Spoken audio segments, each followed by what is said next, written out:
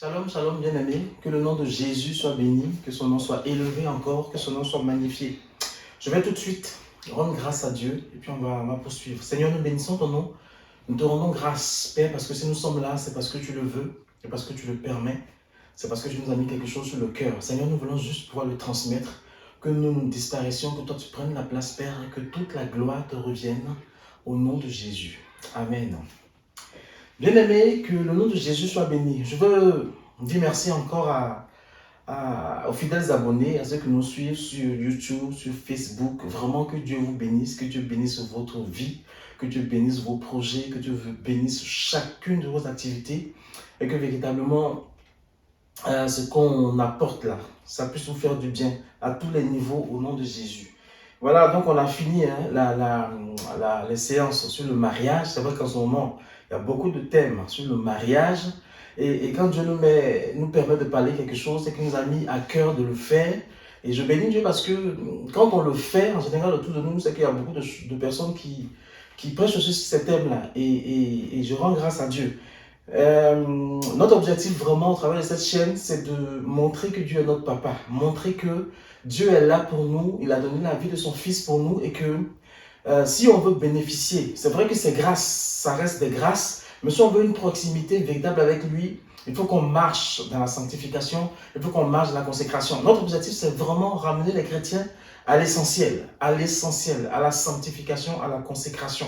Je peux venir te dire ici que Dieu va te bénir, mais je vais te dire que la bénédiction de Dieu est conditionnée par le fait de marcher dans sa volonté, c'est conditionné par le fait de marcher comme il veut. Il n'y a pas de bénédiction gratuite, même si c'est gratuit, parce que c'est une grâce, mais c'est conditionné au fait que tu marches comme il veut. Et c'est vraiment notre objectif. Et nous remercions Dieu parce que ceux qui sont là, qui nous écoutent, c'est des gens qui veulent vraiment le véritable évangile, qui veulent retourner vraiment à la source. Et nous rendons grâce à Dieu. Aujourd'hui, je vais parler encore de quelque chose dont on sait. Mais avant, j'aimerais quand même dire à certains chrétiens, en fait, il ne faudrait pas que vos pasteurs, vos dirigeants, les prophètes qui sont à la tête des assemblées que vous fréquentez deviennent votre gourou, deviennent votre idole. Le Seigneur me faisait comprendre, nous faisait comprendre à moi, à mon épouse et puis à un autre frère pendant qu'on discutait, que beaucoup d'enfants de Dieu vont à l'église pour leur pasteur, vont à l'église pour le mot utilisé, leur gourou. Beaucoup de pasteurs deviennent des gourous. Il ne faudrait pas, vérifie bien aimé. Si on voit que les posters de ton pasteur dans ta maison, si on voit que les posters de ton pasteur partout où tu vas, essaie de faire attention. Il est peut-être en train de devenir ton idole. Si tu vas à l'église juste pour le pasteur, si tu vas à l'église juste pour tel homme de Dieu, essaie de voir. Il est peut-être en train de devenir ton gourou. Faisons attention à ne pas avoir nos pasteurs, nos dirigeants pour des idoles. C'est très subtil. Ça peut arriver très vite. Et il faut vraiment faire attention. Bien aimé, comme j'aime le dire, ne fréquente pas une assemblée par rapport à la quantité, au nombre de membres qu'il y a. Fréquente une assemblée parce que Dieu t'a mis à cœur. Que l'assemblée ait 50 membres, que l'assemblée ait 1 milliard de membres, sois là-bas parce que Dieu te veut là-bas. Ne fais pas du suivisme. On ne peut pas se contenter d'un suivisme dans la maison de Dieu. On ne peut pas se contenter juste de suivre les gens bêtement. Il faut faire les choses par conviction selon l'Esprit de Dieu. Je te rappelle que Dieu n'est pas dans le flou, Dieu n'est pas dans la confusion. Et la Bible dit que tout ce qui n'est pas le fruit d'une conviction est péché. Sois convaincu. Avant de fréquenter une assemblée, sois convaincu avant de faire quelque chose. C'est important.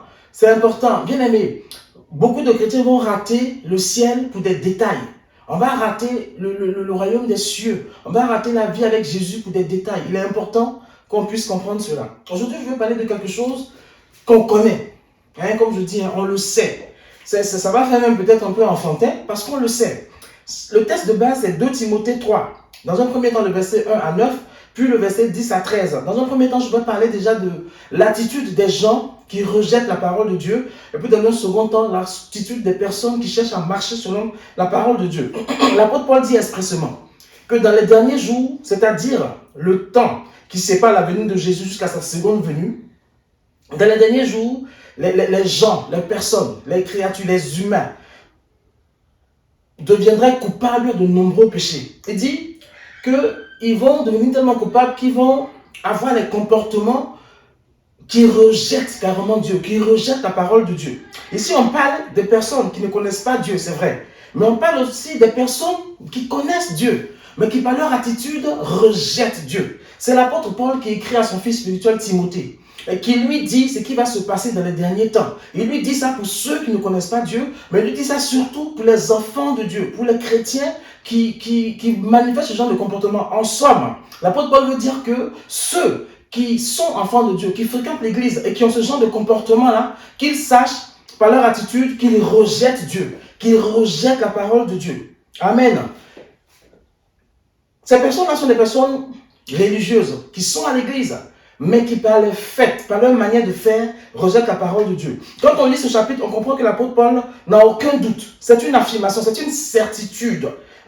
Que dans les derniers temps, c'est ce qui va arriver. C'est quelque chose qui va arriver, c'est quelque chose de certain. Et puis, il essaie d'énumérer un peu, il essaie de faire une liste des comportements qu'il estime être des comportements de rejet de la parole de Dieu. Dans la première chose qu'il cite, il parle de l'égoïsme. Bien aimé, je ne veux pas rentrer dans trop de détails, mais pas de l'égoïsme. En fait, certains commentateurs de la Bible disent que tout le reste des péchés qui suivent, tout le reste des péchés que l'apôtre Paul a énumérés, découle de l'égoïsme. Amen. Il dit que plusieurs seront égoïstes. Bien aimé, être égoïste, c'est en quelque sorte être amoureux de soi-même. Quelqu'un qui est égoïste, c'est quelqu'un qui est centré sur lui-même.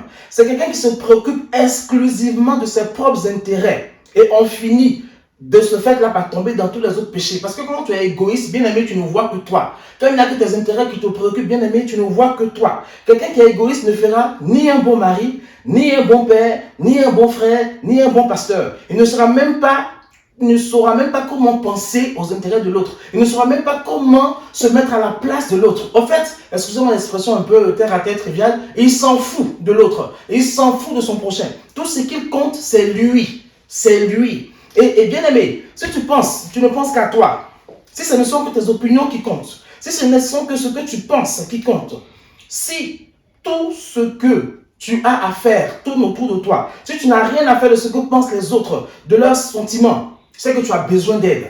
Si tu dis que tu es enfant de Dieu et que ce que je viens de te dire là te caractérise, c'est que tu as besoin d'aide. Il faut aller au pied de Dieu pour demander à Dieu de t'aider. L'apôtre Paul dit, dans les derniers temps, les gens seront comme ça. Les gens du dehors, mais les gens du dedans aussi seront égoïstes. Ils seront égoïstes. Tu vas penser qu'à toi, qu'à tes intérêts, qu'à tout ce qui t'intéresse. Les opinions des autres, tu t'en fous. Pardon, tu t'en fous. En fait, tu n'en as rien à faire. Si tu as ce comportement-là, il faut rechercher la face de Dieu. Tu as besoin d'aide. Amen. Deuxième chose, il dit, dans les derniers temps, les gens seront amis de l'argent. Amis de l'argent. Et quand je suis arrivé sur ce péché-là, c'est comme si l'Esprit de Dieu a attiré complètement ma pensée, mon esprit sur l'Église. Aujourd'hui, c'est ce qu'on prêche. Je sais qu'on a besoin d'argent pour payer nos loyers. Je sais qu'on a besoin d'argent pour manger. Mais entre avoir besoin d'argent et être ami de l'argent, il y a quand même une marge, il y a quand même de la distance. Ce sont des gens qui sont avides de richesses et de biens matériels. Et malheureusement, l'évangile que nous a prêché aujourd'hui nous donne de rechercher cela, nous donne d'être avides de richesses et de biens matériels. Toutes leurs pensées sont tournées vers le moyen de devenir riche. C'est tout ce qui les préoccupe. Tu vois, le frère, la soeur, elle est triste. Pourquoi elle est triste? Parce qu'elle veut gagner plus, parce qu'elle veut amasser plus, parce qu'elle recherche l'argent. En fait, on a réussi à faire croire aux chrétiens que Dieu, la volonté de Dieu n'a rien à voir avec le fait de rechercher l'argent, que c'est normal de rechercher l'argent, que Dieu soit d'accord ou pas. Celui qui t'a dit ça t'a menti. Et s'il y a un évangile qui te prêche ça, bien aimé, sors de cette assemblée-là, n'écoute plus ce pasteur. Parce que l'argent est un bon moyen, mais quand l'argent devient un maître, c'est pas bon.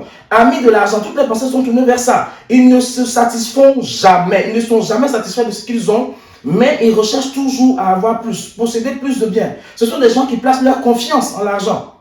Amen.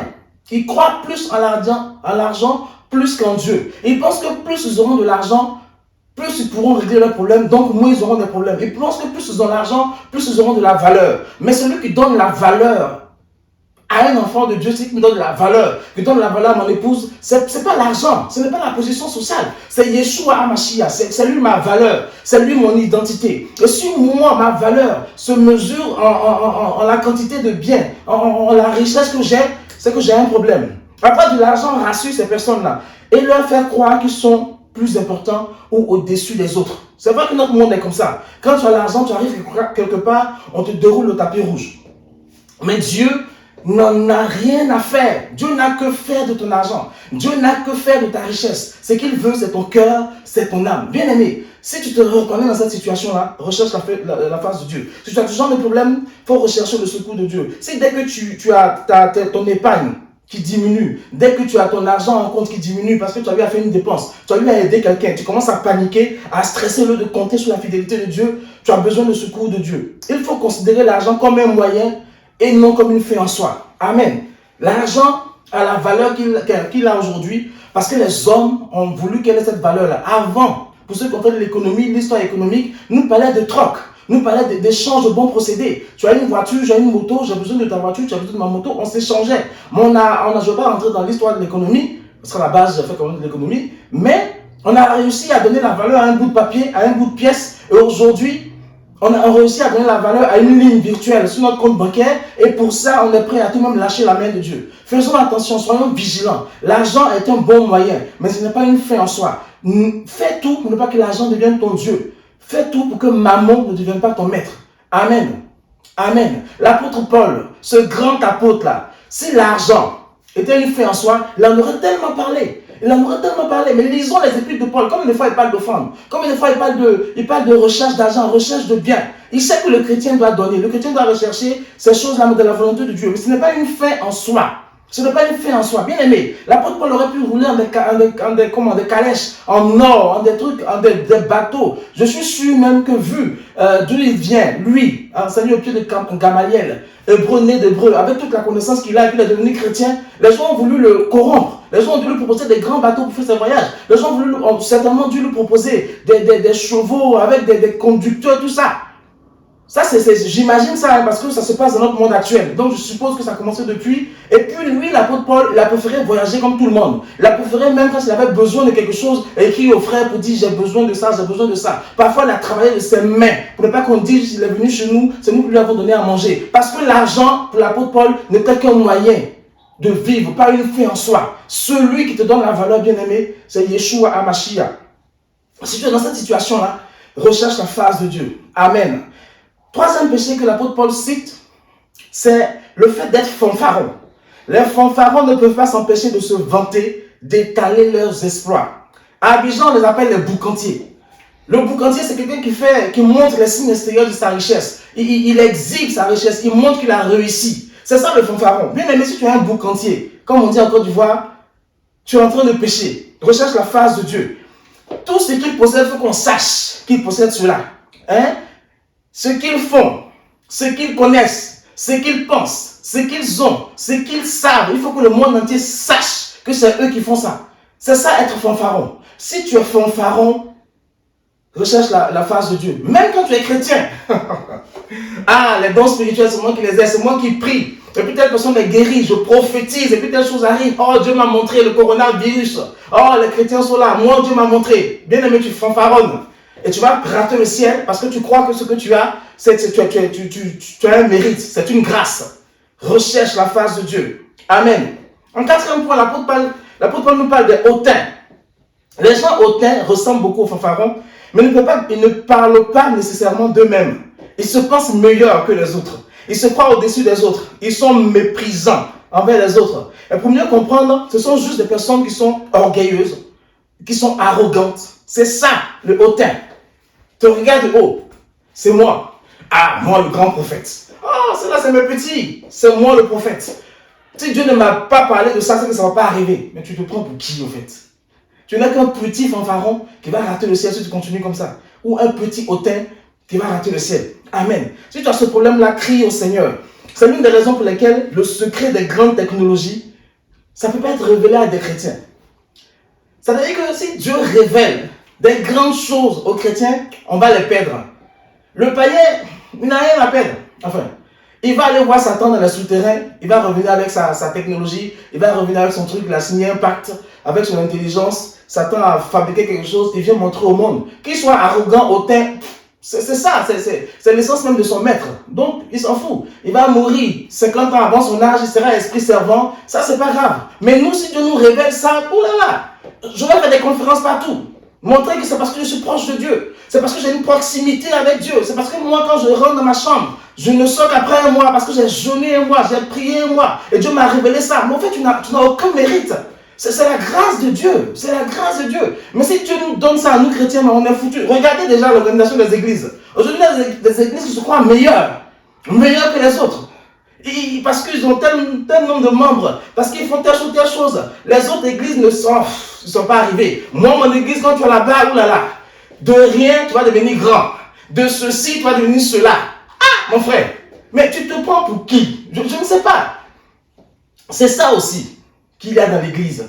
Dans les églises dont les pasteurs sont hautains, dont les membres sont hautains, dont ils pensent qu'ils savent tout plus que les autres. Ils pensent que c'est eux qui ont la révélation, que les autres n'ont rien. Alors que la Bible dit que la moisson est grande, mais les ouvriers sont peu nombreux. Dieu veut travailler souvent avec des églises de 50 personnes, parce qu'il veut former 50 personnes. Dieu veut travailler souvent avec des églises de 1 milliard de personnes, parce que le pasteur qui a la tête peut les former. Mais tu n'as aucun mérite. Parce que les 50 personnes là, ils vont gagner des âmes. Les 1 milliard de personnes vont gagner des âmes. Et tout ça, c'est pour le royaume des cieux. Mais ton caractère hautain, ça vient d'où? Ça va te mener où? Non, mais il faut vraiment qu'on se calme. Il faut qu'on se calme. Amen. Le 5e péché que l'apôtre Paul cite, c'est le blasphème. Il dit les gens seront blasphémateurs. Ceux-là, ils parlent mal de Dieu et des autres. Ils parlent en mal de Dieu. C'est aussi eux qui remettent toutes les décisions de Dieu pour eux en cause. Les blasphémateurs, ils vont murmurer à chaque fois que Dieu leur dit de faire des choses. Les blasphémateurs, ils vont murmurer à chaque épreuve. Ils vont murmurer à chaque situation que Dieu permet. Ils vont se moquer, ils vont faire des remarques blessantes, ils vont répondre des rumeurs et des fausses informations. Ça, c'est les blasphémateurs. C'est les personnes, on a l'impression en fait, que dès qu'ils parlent, ça pour dire quelque chose de mauvais. Ça veut dire quelque chose de méchant sur Dieu. Et quand tu leur demandes, tu es dans l'église, quand ils disent, ah mon frère, j'ai pris mon baptême il y a 25 ans. Ah, on a vu des grandes choses, machin. Pourtant, quand Dieu veut le travailler un peu, il est tout de suite en train de murmurer. Ah, Seigneur, en 25 ans, je vais encore faire ça. Bien aimé, faisons attention. L'église est remplie de hautains, de fanfarons, d'orgueilleux, de blasphémateurs, d'amis de l'argent. L'église est remplie. Et la Bible dit que dans les derniers temps, tu vas dire, Seigneur, j'ai fait ça, j'ai fait ça. Il va dire, ah, toi là, je ne te connais pas. Quand je prends ma liste, là même, je retourne depuis la Genèse, là, je ne te vois pas dedans. Il y a un souci. Tu dis, mais Seigneur, j'ai prophétisé en ton nom, j'étais le grand prophète de mon église. Mais tu étais aussi blasphémateur, tu étais aussi fanfaron, tu étais aussi hautain, tu aimais trop l'argent et Dieu ne te connaît pas. Amen. Il faut faire attention. Il faut faire attention. Et puis, il parle des rebelles. Un 6e point. Rebelles à leurs parents. Si nous suivons un peu l'actualité, on voit un peu ce que c'est que la rébellion. La remise en cause, mais systématique de toute autorité. Ça donne notre jeunesse actuelle. Ça donne notre jeunesse actuelle. C'est ça la rébellion. Nous sommes des personnes qui ont un problème avec l'autorité. Les parents n'ont plus d'autorité, les enfants font la loi, ne respectent plus les parents. Quand tu es rebelle, tu as un problème avec l'autorité. Tu as un problème avec ton pasteur. Tu as un problème même avec ton frère qui veut juste te donner un conseil. En fait, tu es rebelle à tout. En fait, un rebelle, c'est quelqu'un qui n'aime pas qu'on lui dise, en gros, ce qu'il doit faire. Il ne veut même pas qu'on lui conseille ce qu'il peut faire, ce qu'il doit faire. De ce genre de personnes-là, bien aimé, il faut les laisser se planter royalement. Et puis après, quand ils vont venir là, franchement, c'est pas très bien. Tu leur dis, je t'avais dit, pour qu'ils comprennent un peu. Les rebelles sont comme ça. Ils rejettent la parole de Dieu et aussi tout ce qui peut concerner Dieu. Ils sont dans l'église, hein? Mais quand Dieu va leur dire de faire ça, là, ils vont dire non. Quand le pasteur va dire de faire ça, ils vont dire non. Parce que rejeter la parole de Dieu, c'est la rébellion.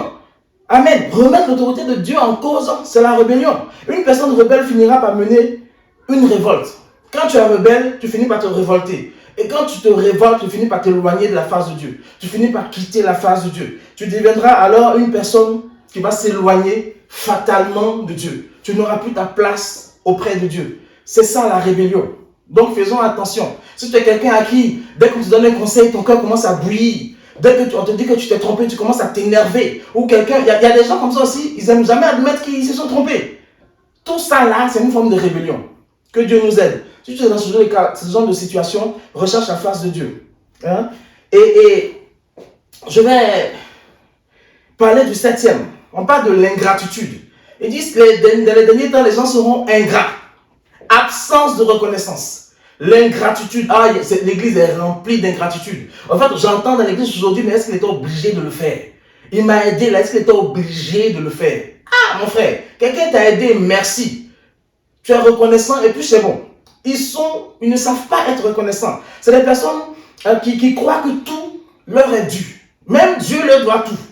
Ils vont trouver des versets qui disent que Dieu doit faire ça pour eux. Parce que c'est eux quoi. Ça, c'est l'ingratitude. C'est le cas de beaucoup de chrétiens qui croient que Dieu leur doit tout. Il faut juste avoir quelques incantations. De toute façon, c'est ce qu'on nous apprend. Quelques incantations pour que Dieu nous donne quelque chose. Et quand on fait ces incantations que Dieu ne nous donne pas, on est fâché jusqu'à on oublie que Dieu nous a gardé en vie jusqu'à aujourd'hui. Tout ce qu'il a fait pour nous, il a fait ça gratuitement jusqu'à aujourd'hui. Et parce qu'on nous a appris une incantation qu'il faut faire. En fait, je dis incantation exprès parce qu'aujourd'hui, il y a des prières types. Tu fais ça comme ça et puis Dieu te répond. Quand Dieu ne te répond pas, tu oublies qu'il a fait quelque chose pour toi. Tu deviens ingrat, tu rentres dans les murmures. Amen. Il faut faire attention. Les personnes qui sont ingrates ne prennent même pas le temps de remercier Dieu, ni même les personnes par qui Dieu passe pour les bénir. Amen. C'est-à-dire que le chrétien, mon frère, ma soeur, il se réveille le matin, puis lui, il est déjà parti. Il oublie qu'il s'est réveillé parce que Dieu a permis. Dis merci à Dieu. Ne pas dire merci à Dieu le matin, c'est une somme d'ingratitude. Les personnes ingrates ne sont jamais satisfaites. Quel que soit ce qui se passe dans leur vie, elles ne sont jamais heureuses. Parce qu'il faut toujours un peu plus. Ça, c'est les personnes ingrates. Les personnes ingrates sont remplies d'envie. Comparent toujours leur vie à celle des autres. Ça, c'est les personnes ingrates. Elles sont amères. Une personne ingrate est une personne amère. Bien aimée. Si tu as une personne autour de toi qui se plaint tout le temps, mais sa vie n'est jamais bien, mais elle est tout le temps en train de se plaindre, le sourire est rare sur son visage, c'est une personne amère, il faut prier pour elle. Elles se mettent en colère pour un rien. Ça, c'est les personnes ingrates. Les personnes ingrates, quand elles te rendent un service, elles en attendent plusieurs. C'est-à-dire qu'elles t'ont rendu un service là. Il faut que tu leur rendes service tout le temps. Ça, c'est le caractère d'une personne ingrate. Une personne ingrate vous rappelle sans cesse vos erreurs, vos fautes là, même si tu dois effacer. C'est comme si elle est là pour vous rappeler que vous avez fait ça, vous avez fait ça. C'est ça. Et puis elle martèle. Ça, c'est l'attitude d'une personne ingrate. Elle va rappeler tes erreurs. Maintenant, si dans ces erreurs là, elle a été victime, tu es foutu. Ah, tu es foutu. Si c'est un pasteur, dans chacune des prédications, ça va sortir. Si c'est un frère en Christ, dans tout ce qu'il va raconter, tu vas entendre que Michael m'a fait ça là vraiment. On va dire, Michael, c'est un grand prophète. Quand il souffre, tu tombes, on dit, celui-là, lui là, il est prophète. C'est ça l'attitude des personnes ingrates. Elles ne se soucient jamais vraiment des autres. Elles pensent aux autres que dans leur propre intérêt. Si vous avez des gens comme ça, j'ai mon téléphone. Il y a des numéros, quand je les vois sonner, je dis à ma chérie, qu'est-ce qu'il va encore me demander? Et quand je décroche le numéro, ça va mon frère, ça va. Au fait, tu peux m'aider? Je dis voilà. Elles ne pensent à vous que quand elles ont besoin de vous. Ça, c'est le caractère d'une personne ingrate. Et quand vous allez leur rendre ce service-là, vous n'allez plus jamais entendre parler d'eux. Mon épouse est médecin. Et on a des amis comme ça qui l'appellent juste qu'ils ont besoin d'un conseil médical. Après, ce sera dans 6 mois. En fait, mais Sandra est médecin, puis on va appeler. Ça, c'est l'attitude d'une personne ingrate. Si tu fais ça souvent, appelle tous souvent que tu fais ça. À la fois, leur dis non, je ne suis pas ingrat, je n'ai juste pas le temps. Parce que tu donnes l'impression d'être ingrate. Elles aiment bien se jouer de leurs victimes. Et bien aimé, je suis en train de parler des chrétiens. Il y a des chrétiens qui sont comme ça. Amen. Recherchons la faute, la face de Dieu. Et en général, quand tu as ce comportement-là, c'est que tu as un défaut d'enseignement. Amen. Amen, amen. Je crois que je vais m'arrêter sur ce 7e-là aujourd'hui. Parce que je crois que je ne veux pas faire trop long. Quoique, je vais continuer un peu. 8e péché que l'apôtre Paul cite. Il dit dans les derniers temps, les gens seront irréligieux. Ce sont des personnes qui ne respectent pas Dieu, ni sa parole. Ce sont des personnes qui n'ont pas une vie droite ni pure. Ce sont des personnes pour qui venir la présence de Dieu est quelque chose de rituel. C'est des personnes qui vont prier matin, midi et soir. C'est même des personnes qui auront une discipline dans la prière. C'est-à-dire que le matin, de 7h à 8h, c'est la Bible, c'est la lecture, machin. Mais en fait, quand tu cherches bien, c'est des rituels. C'est des personnes qui parlent en langue de la même manière depuis 10 ans. Pourtant, elles ont une discipline de prier, mais en fait, c'est parce qu'il n'y a pas de proximité réelle avec Dieu. C'est juste une ritualisation. C'est juste un rituel. Ça, c'est des personnes qui sont irréligieuses. En fait, tu crois qu'elles sont religieuses, mais en réalité, leur cœur est loin de Dieu. Amen. Ce sont des personnes qui s'isolent de Dieu sans s'en rendre compte, même si elles ont une apparence de chrétien. C'est-à-dire qu'ils ont une vie de prière disciplinée, mais c'est la bouche qui parle, c'est l'intellect qui parle. C'est un rituel. En fait, c'est comme si elles faisaient ça juste pour montrer qu'elles est prie. Elles ont une vie de... Mais en réalité, leur cœur est loin. En fait, c'est les personnes, quand elles sont en train de prier, je suis sûr que beaucoup vont se reconnaître. Quand tu es en train de lire la Bible, tu veux que ça finisse vite. Parce que, voilà, tu as autre chose à faire. Quand tu es en train de prier, même, tu fais tout pour ne pas avoir de sujet de prière. Voilà, en fait, tout est ritualisé chez toi en réalité, tu es même irréligieux. En fait, tu n'es même pas religieux. Tu es carrément irréligieux. En fait, tu rejettes Dieu par ta manière de t'adresser à Dieu, par ta manière de te comporter vis-à-vis de Dieu. Si tu es dans ce cas, mon frère, recherche la face de Dieu. Là, pour le coup, je vais m'arrêter sur ce 8e point et je prie vraiment que Dieu nous aide. Dieu nous aide au travers de tout ce que j'ai énuméré là à placer notre vie devant la face de Dieu et qu'il nous donne vraiment de sortir de ces choses-là. On va rater le ciel pour des détails. On va rater le ciel pour des bêtises. On va rater le ciel pour des petites situations parce qu'on n'a pas les bons enseignements ou parce qu'on ne trouve pas les bons hommes de Dieu. Faisons attention aussi. Un homme de Dieu, quelle que soit sa célébrité, peut se tromper. Un homme de Dieu, quelle que soit sa notoriété, peut se tromper. Beaucoup de chrétiens, que le nom de Jésus soit béni. Vraiment, si cette vidéo-là t'a plu, n'hésite pas à l'aimer, n'hésite pas à la partager. Et je prie vraiment que si ça t'a plu, tu puisses revenir samedi prochain pour qu'on puisse continuer. Que le nom de Jésus soit béni. Amen, amen. À bientôt.